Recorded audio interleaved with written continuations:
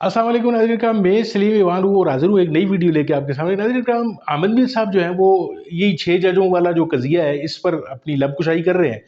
और चूँकि वो पहले भी इस एस्टेब्लिशमेंट के काफ़ी डसे हुए हैं और सिविल सुप्रीमेसी के हामी हैं, तो आप आइए ज़रा वीडियो देखते हैं इसमें वो क्या फरमा रहे हैं, फिर इसके ऊपर बात कर रहे हैं।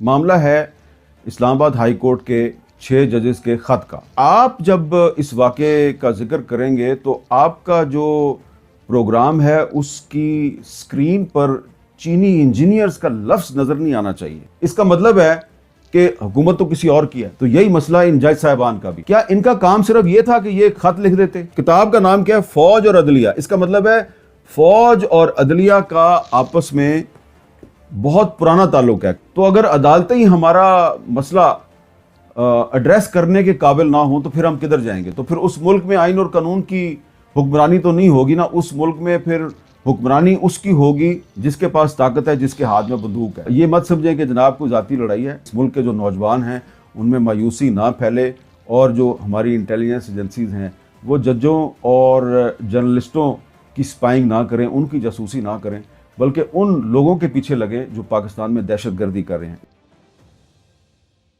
बिस्मिल्लाहिर्रहमानिर्रहीम, अस्सलाम वालेकुम।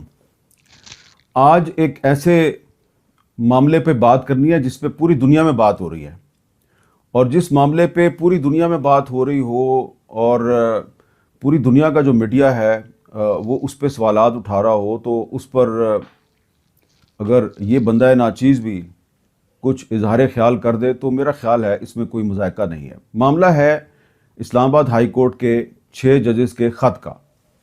ख़त उन्होंने लिखा जी सुप्रीम जुडिशल काउंसिल को, और उसके बाद चीफ जस्टिस ऑफ पाकिस्तान काजी फाइज ईसा साहब ने उन जजेस के साथ मुलाकात की। उसके बाद उन्होंने एक फुल कोर्ट इजलास बुलाया। फुल कोर्ट इजलास बुलाने के बाद उन्होंने वज़ीर आज़म शहबाज शरीफ साहब के साथ मुलाकात की और तय ये पाया कि जो 6 जज साहिबान हैं उनकी जो शिकायत हैं, उनके जो कंसर्न्स हैं, उनको एड्रेस करने के लिए एक कमीशन बनाया जाएगा, और कमीशन की सरबराही कोई आला अदलिया के रिटायर्ड जज साहब करेंगे। अब मामला जुडिशरी और एग्जीक्यूटिव के दरमियान है, लेकिन मैं इसमें बड़ी मुअद्दबाना गुजारिश ये करना चाहता हूँ कि ये जो कमीशन का खेल है, ये खेल तो पाकिस्तान में बहुत पुराना है, और बहुत से अहम मामलात की इंक्वायरी के लिए बहुत से कमीशन बने, और कुछ कमीशन जो हैं उनकी रिपोर्ट तो आज तक नहीं आई। जैसा कि एबटाबाद इंक्वायरी कमीशन है, उसकी रिपोर्ट आज तक नहीं आई। कुछ कमीशन जो हैं उनकी रिपोर्ट उस वक्त आती है जब उस इंक्वायरी के जो मरकज़ी किरदार होते हैं या तो वो इस दुनिया से चले गए होते हैं, या फिर वो मामला जो है वो तारीख की गर्द में दब चुका होता है। लेकिन ये जो 6 जजेस के ख़त का मामला है, इसकी इंक्वायरी एक रिटायर्ड जज साहब करेंगे। अब मैं आपको ये याद दिलाना चाहता हूँ कि ये जो कमीशन का खेल है, इसमें एक कहानी इस बंदा नाचीज़ की भी है, और बंदा नाचीज़ उस कहानी की तफसील में नहीं जाना चाहता, सिर्फ आपको एक मिसाल पेश करना चाहता है कि 2014 में जब इस बंदा नाचीज़ पर कराची में एक कातलाना हमला हुआ, 6 गोलियां लगीं, तो उसकी इंक्वायरी के लिए उस वक्त के जो प्राइम मिनिस्टर थे जनाब नवाज शरीफ साहब, उन्होंने उस वक्त के चीफ जस्टिस अनवर ज़हीर जमाली साहब की सरबराही में सुप्रीम कोर्ट के 3 जजेस का एक इंक्वायरी कमीशन बनाया, और उस कमीशन के सामने मैं कई दफ़ा पेश हुआ। लेकिन वो जो कमीशन था उसकी रिपोर्ट आज तकरीबन 10 साल गुजर चुके हैं, आज तक सामने नहीं आई। एक जैली किस्म की रिपोर्ट मीडिया को ज़रूर लीक की गई, लेकिन जो असली रिपोर्ट है जो कि इस विक्टिम को इंसाफ देने के लिए सामने लानी चाहिए थी, वो मुझे तो आज तक नहीं मिली। और मैंने बार बार चेक किया उस ज़माने की हुकूमत से और उस कमीशन के जो मेंबरान थे मुअज़्ज़ज़ जज साहिबान, उनसे भी, तो वो कमीशन की रिपोर्ट उनके पास भी नहीं थी। तो अगर एक sitting chief justice of Pakistan supreme court के 2 सिटिंग जज साहिबान के साथ मिलके एक कमीशन के तहत इंक्वायरी शुरू करता है और उसकी रिपोर्ट नहीं आती, تو میں تو یہ سوال اٹھانے میں حق بجانب ہوں نا کہ یہ جو 6 جج صاحبان ہیں ان کی شکایات کو ایڈریس کرنے کے لیے اگر ایک ریٹائرڈ جج صاحب جو ہیں وہ ایک کمیشن کی سربراہی شروع کریں گے تو کیا وہ ان جج صاحبان کو انصاف دے پائیں گے؟ تو میرا آج جو سوال ہے وہ یہ ہے کہ یہ جو کمیشن ہے اس کی سربراہی ریٹائرڈ جج صاحب کیوں کریں گے؟ اس کی سربراہی سٹنگ جج صاحب کیوں نہیں کر سکتے؟ اور کمیشن کی بجائے سپریم کورٹ خود اس معاملے کی انکوائری کیوں نہیں کرتی؟ کیونکہ مثالیں موجود ہیں کہ سپریم کورٹ نے خود بھی اس قسم کے واقعات پہ سو موٹو ایکشن لیا، از خود کارروائی کی. تو کیوں میں یہ سوال کیوں اٹھا رہا ہوں؟ اس لیے کہ میں یہ سمجھتا ہوں کہ یہ جو اسلام آباد ہائی کورٹ کے جو 6 جج صاحبان ہیں ان کو جلد اور فوری انصاف ملنا چاہیے. اگر ان کو جلد اور فوری انصاف نہیں ملے گا تو پھر آپ کو اور مجھے جلد فوری انصاف کیسے ملے گا؟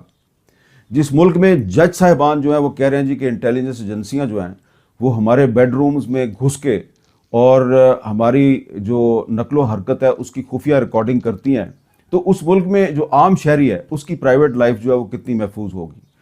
اور میری اطلاع کے مطابق یہ صرف اسلام آباد ہائی کورٹ کے جج صاحبان کا کنسرن نہیں ہے، کم از کم 2 اور ہائی کورٹس ہیں ان کے بھی کچھ جج صاحبان جو ہیں ان کو بھی اسی طرح کی شکایات ہیں، اور وہ بھی ایک خط کا ڈرافٹ بنا کے بیٹھے ہوئے ہیں اور کوشش کر رہے ہیں کہ 2 سے 3 ہو جائیں، 3 سے 4 ہو جائیں. پتہ نہیں وہ ان کے جو خطوط ہیں وہ سامنے آئیں گے یا نہیں آئیں گے، لیکن یہ خط تو سامنے آ گیا نا 6 جج صاحبان کا. اور یہ صرف ان 6 جج صاحبان کا ذاتی مسئلہ نہیں ہے، یہ پاکستان کے ہر اس شہری کا مسئلہ ہے جو کہ پاکستان میں آئین اور قانون کے مطابق اپنی زندگی گزارنا چاہتا ہے اور نہیں گزار پا رہا.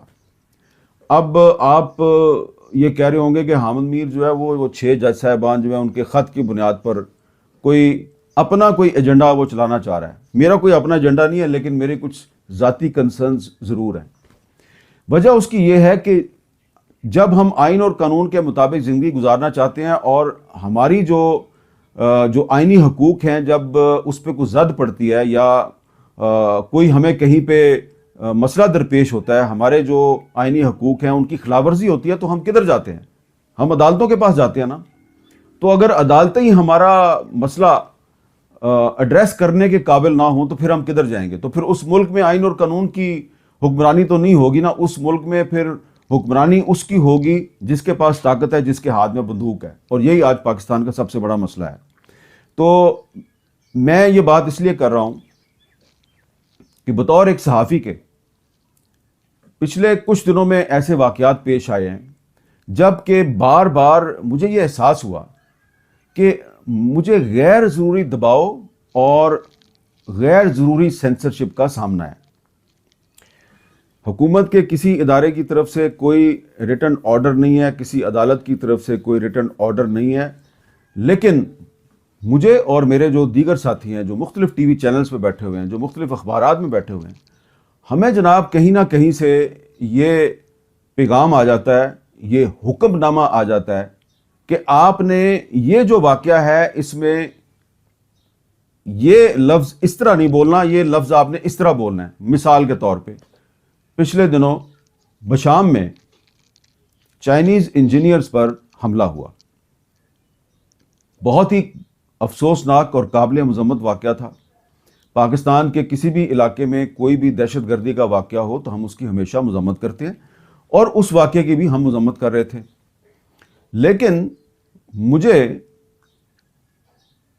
ایڈوائز دی گئی، حکم نامہ جو ہے اس کو میں ایڈوائز کا لفظ دے دیتا ہوں، کہ آپ جب اس واقعے کا ذکر کریں گے تو آپ کا جو پروگرام ہے اس کی سکرین پر چینی انجینئرز کا لفظ نظر نہیں آنا چاہیے، اس کو آپ کر دیں غیر ملکی انجینئرز.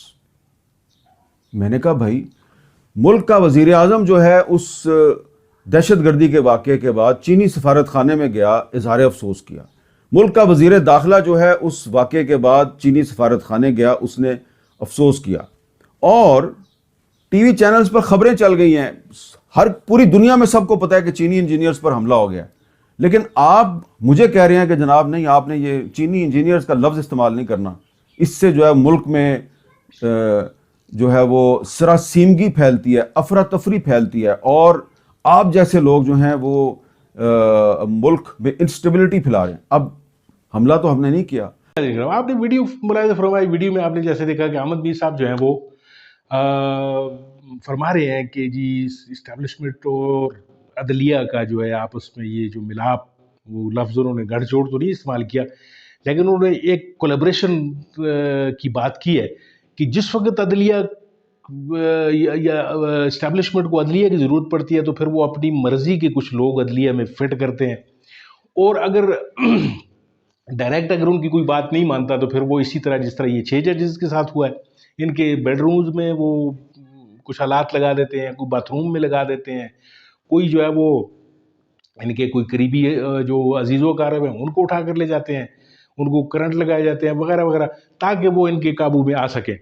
اب یہ 6 ججز جو ہیں انہوں نے ایک بہت بڑا ایک موو کی ہے، ایک بہت بڑا جرأت کا مظاہرہ کرتے ہوئے انہوں نے جو ہے وہ سپریم جوڈیشل کونسل جو ان کا اپنا ادارہ ہے اس کو خط لکھا ہے کہ جی آپ ہمیں یہ بتائیں کہ ہمارے کوڈ آف کنڈکٹ میں یہ چیزیں نہیں لکھی ہوئی کہ ہمیں اس طرح سے کوئی چیزیں ہو رہی ہیں تو ہم اس کا کس طرح ریئیکٹ کس طرح کریں۔